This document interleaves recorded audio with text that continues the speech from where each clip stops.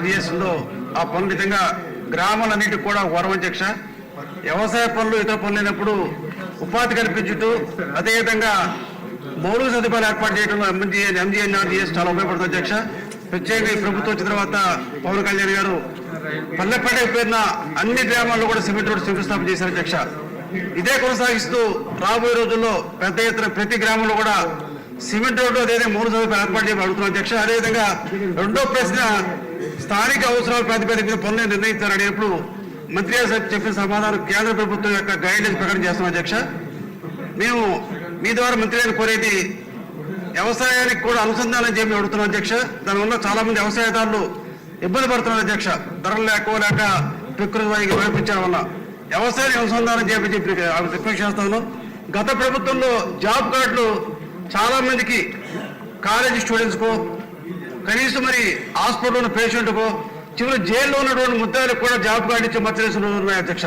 అటువంటి అవకతవకలు జరగకుండా ఏదైనా మెకానిజం డెవలప్ చేయాలని చెప్పి అటువంటి మెకానిజం ఉందని చెప్పి అడుగుతున్నాం అధ్యక్ష. Thank you. ఉప ముఖ్యమంత్రి గారు శాఖల్లో ఎన్ఆర్ఈఎస్ ఉండటం ఈ రాష్ట్ర ప్రజలు చాలా ఆకాంక్షలతో ఉన్నారు అధ్యక్ష.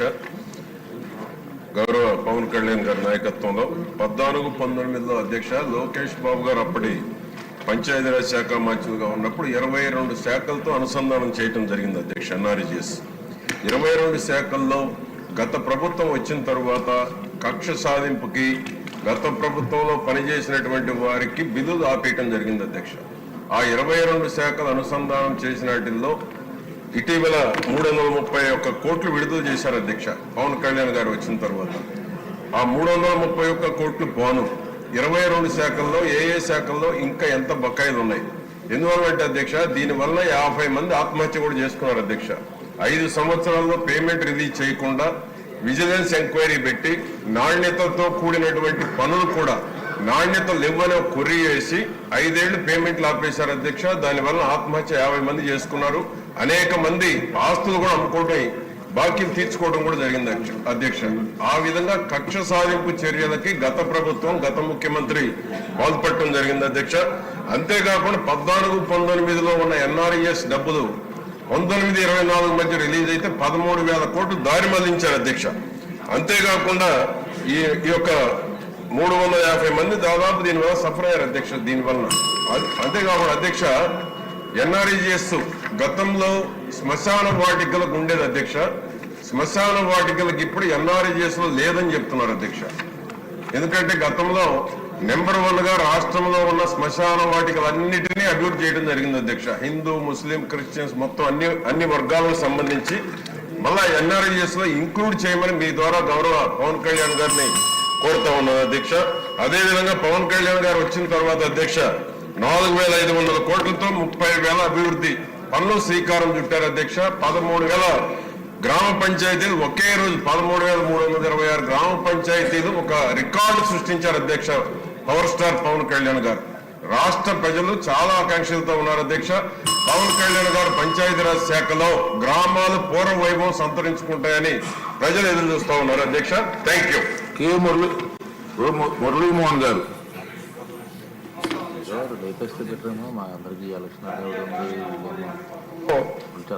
2005లో తీసుకొచ్చినటువంటి ఈ పథకం పేదలకు ఒక వరం అధ్యక్ష. ఆకలి కేకలు ఉండకూడదన్నటువంటి ఆలోచనతో ఈ పథకాన్ని తీసుకురావడం జరిగింది. ఈ పథకం ఇంప్లిమెంటేషన్ లో కూడా అనేక స్వరూపాలు మారుతూ ఉన్నాయి అధ్యక్ష. ఇందాక పుల్లారావు గారు చెప్పినట్టుగా దాదాపుగా 22 శాఖలకి దీన్ని విస్తరించడం జరిగింది అధ్యక్ష. కానీ జాబ్ కార్డుల విషయంలో ఇప్పటికీ తట్ట పలుగు పార ఉన్నటువంటి శ్రామికులకే జాబ్ కార్డు ఇస్తున్నారు. నేను చిత్తూరు జిల్లాలో 2,64,069 మంది జాబ్ కార్డు వాళ్ళు ఉన్నారు అధ్యక్ష.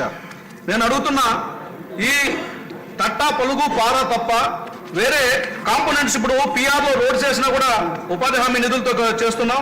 సీసీ రోడ్లైనా, స్కూల్ కాంపౌండ్లైనా, అదేవిధంగా గ్రామ పంచాయతీ బిల్డింగ్లైనా, ఆర్బీకే సెంటర్లైనా, మినీ టీహెచ్సీలైనా ఏదైనా కూడా ఈ పనులకు సంబంధించినటువంటి నిధుల్ని డైవర్ట్ చేసి చేస్తున్నాం.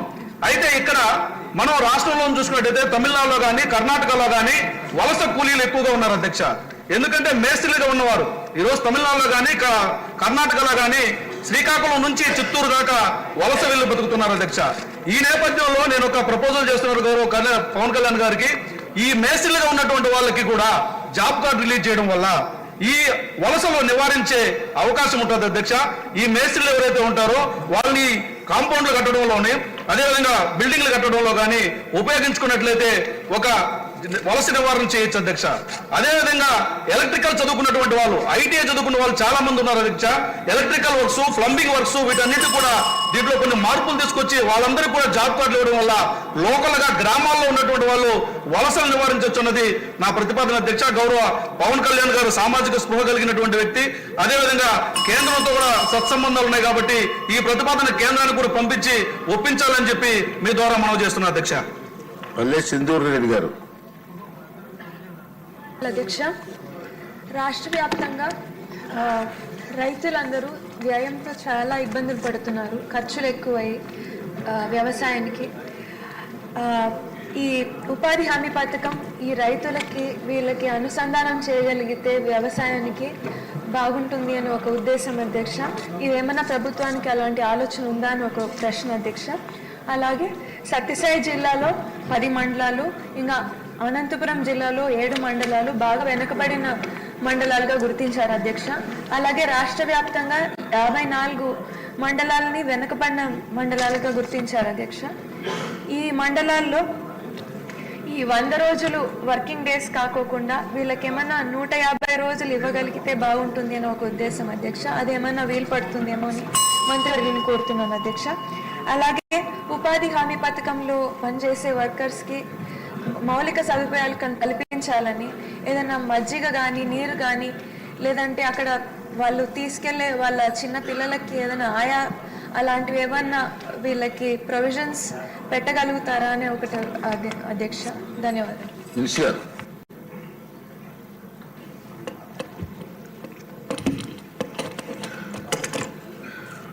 ఇది ఈ జాతీయ ఉపాధి హామీ పథకాలు ఉపాధి లేని సమాజంలో ముఖ్యంగా రూరల్ ప్రాంతాల్లో ఉపాధి ఇవ్వడానికి నిర్దేశింపబడిన పథకం. గౌరవ సభ్యులు లేవనెత్తినవన్నీ కూడా నోట్ చేసుకున్నాం అధ్యక్ష. మన కొత్త ప్రభుత్వం వచ్చిన తర్వాత, ఎన్డీఏ కూటమి ప్రభుత్వం వచ్చిన తర్వాత గౌరవ ముఖ్యమంత్రి చంద్రబాబు గారి నేతృత్వంలో దాదాపు 4,500 కోట్ల రూపాయలు వేజ్ కానీ మెటీరియల్ కాంప 2 కలుపుకొని మనం మనకి బడ్జెట్ ఉన్నది అధ్యక్ష. 7 crore మ్యాండేస్, 30,000 ఫండ్లు. వీటితోటి మనం ఏం చేసింది ఈ రోజున పల్లె పండుగ ద్వారా 3,000 కిలోమీటర్ల సీసీ రోడ్స్, 500 కిలోమీటర్ల బీటీ రోడ్లు, 20,000 మినీ గోకులమ్స్, అలాగే వాటర్ హార్వెస్టింగ్ అండ్ అన్ని గవర్నమెంట్ బిల్డింగ్. ఇది సంక్రాంతి లోపు ఇవన్నీ చేయాలి అనేది ఒక బలమైన ఉద్దేశంతో ముందుకెళ్తున్నాం అధ్యక్ష. ప్రతి చోట, ప్రతి పంచాయతీలో కూడా సిటిజన్ ఇన్ఫర్మేషన్ బోర్డ్ కంపల్సరీ చేశాం. అలాగే వర్క్ సైట్ బోర్డ్స్ కూడా అన్ని వర్క్ సైట్స్ చేశాం అధ్యక్ష. ఇప్పుడు గౌరవ సభ్యులందరూ కూడా ఒక్కొక్కరిగా చెప్పి చూస్తే, ముఖ్యంగా మన ఇప్పుడు అనంతపురం నుంచి గౌరవ సభ్యులు చేసింది మౌలిక సదుపాయాలను కల్పిస్తామా అక్కడ పనిచేసే ఉపాధి హామీ కూలీల కంటే, ఖచ్చితంగా అది ఈ యాక్ట్లో ఉంది అధ్యక్ష. అది గత ప్రభుత్వం అన్ని వ్యవస్థల్ని అస్తవ్యస్తంగా చేసినట్టుగా ఇందాక పత్తిపాటి పుల్లారావు గారు కూడా చెప్పింది. దాదాపు కొన్ని 13,000 కోట్లు దారి మళ్లించారు. చాలా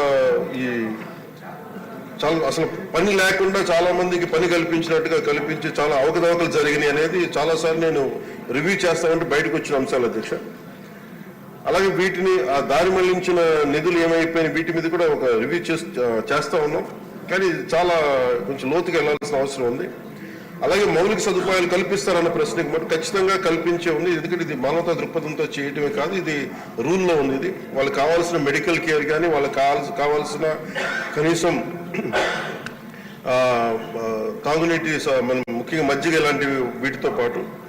అలాగే గౌరవ సభ్యురాలు అడిగినది ఏంటంటే, వాళ్ళ పిల్లలకి ఏదన్నా పని చేసుకోవడానికి ఏదైనా మన నర్సరీ లాంటిది పెట్టగలరా చూసుకోవడానికంటే, అది మన పరిధిలో వస్తుందో లేదో చూడాలి అధ్యక్ష. ఖచ్చితంగా దాన్ని మానవతా దృక్పథంతో, లేదంటే రూల్ లేకపోతే దాన్ని అప్లై చేసేలాగా మనం అధికారులతో మాట్లాడుతాం అధ్యక్ష. అలాగే లేని పక్షంలో ఖచ్చితంగా దాన్ని కేంద్రం దృష్టికి తీసుకెళ్తాం అధ్యక్ష.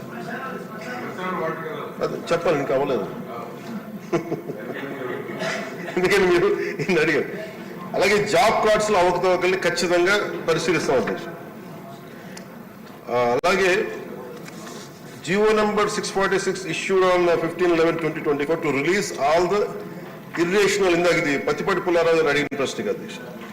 Jio number 646 issued on 15/11/2024 to release all the irrationally deducted payments amounting to 331 crores by the previous government. అలాగే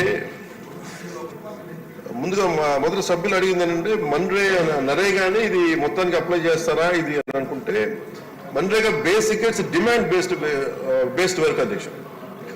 ఇది 100 రోజులు ఎవరికైతే పని కావాలో, కాకపోతే ఇది ఏంటంటే స్కిల్ బేస్డ్ కాదు, ఇది పూర్తిగా ఇది labour based. It is not mandatory but demand driven. So ఎవరైతే 100 రోజులు మాకు పని కావాలి అని వాళ్ళకి హక్కు అయితే 15 రోజులు ఇవ్వలేకపోతే వాళ్ళకి మన కాంపెన్సేషన్ కూడా పే చేయాలి. అలాగే ఇంకొక ప్రశ్నకి అధ్యక్షుడు సపోర్టింగ్, ఇప్పుడు మనకి వ్యవసాయ ఆధారిత పనులకు కూడా దీని అనుసంధానం చేస్తారా అంటే, వీఆర్ సపోర్ట్ ఇది supporting agriculture and allied activities is a priority for NREGA. జాతీయ ఉపాధి హామీ పథకానికి ఖచ్చితంగా దీన్ని అనుసంధానం చేయాలనేది కూడా మా ఉద్దేశం. దాని ప్రకారం ముందుకు తీసుకెళ్తాం అధ్యక్షుడు. అలాగే గుర్రపు డెక్క ఇలాంటివన్నీ కూడా desilting of Pond's and canals ఇవన్నీ చేయగలమా లేదంటే, ఇది as per MNREGA rules it can be done. అది ఖచ్చితంగా దాన్ని మీరు గౌరవ ఎమ్మెల్యేలు ఎవరైనా సరే, సభ్యులు ఎవరైనా సరే పంచాయతీ అధికారుల దృష్టికి తీసుకెళ్తే ఖచ్చితంగా దాన్ని ప్రయారిటైజ్ చేసి దాన్ని తీసుకెళ్తాం అధ్యక్షుడు. అలాగే డిస్ట్రిక్ట్ ఎలా యూనిట్ చేయాలి అంటే, district as unit is decided by the government of India, not by the government of Andhra Pradesh. అలాగే ఇంకొక ప్రశ్న ఏంటంటే 1.49 lakh job cards already completed for 100 days of employment. 5.85 lakh wage seekers working on work sites today. It will further increase in coming days. Gravel roads also can be taken as per the demand addition. ఇవన్నీ ఉన్నాయి అధ్యక్ష. ఇవన్నీ కాకుండా గతంలో మనం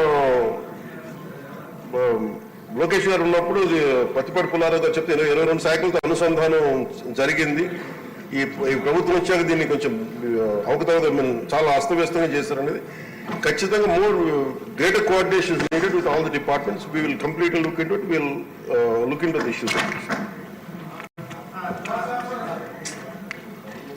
కూర్చున్నారు ఏంటండి శ్మశానం అనేది ఎవరి మీద, మాది హిందూ శ్మశాన వాటికి కావచ్చు, ముస్లిం కావచ్చు, క్రిస్టియన్ వాటికి కావచ్చు. ఖచ్చితంగా ఇది నేను కూడా పర్సనల్గా తీసుకున్నాను. దీన్ని శ్మశాన వాటికి వర్తింపు చేయమని ఇక్కడ నేను ఆల్రెడీ చెప్పుకున్నాను. అది మీ దృష్టికి తీసుకొస్తాను. ఇది ఎక్స్క్లూడ్ చేయలేదు. అలాగే కాంపౌండ్ వాల్స్ కూడా ముఖ్యంగా అడిగింది. నిన్న గౌరవ సభ్యులు చాలా మంది దృష్టికి తీసుకొచ్చారు. కాంపౌండ్ వాల్ స్కూల్స్ ని ఎలా కాపాడుతామో కాంపౌండ్ వాల్స్ తో కట్టి, అలాగే శ్మశాన వాటికల్ని కాంపౌండ్ వాల్ కట్టమని కూడా చెప్తాను. డెఫినెట్లీ దీన్ని ఎగ్జామిన్ చేసి దాన్ని ముందుకు తీసుకెళ్తాం.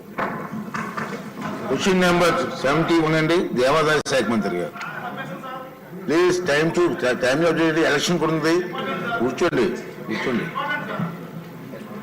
ఏమాడతారు క్వశ్చన్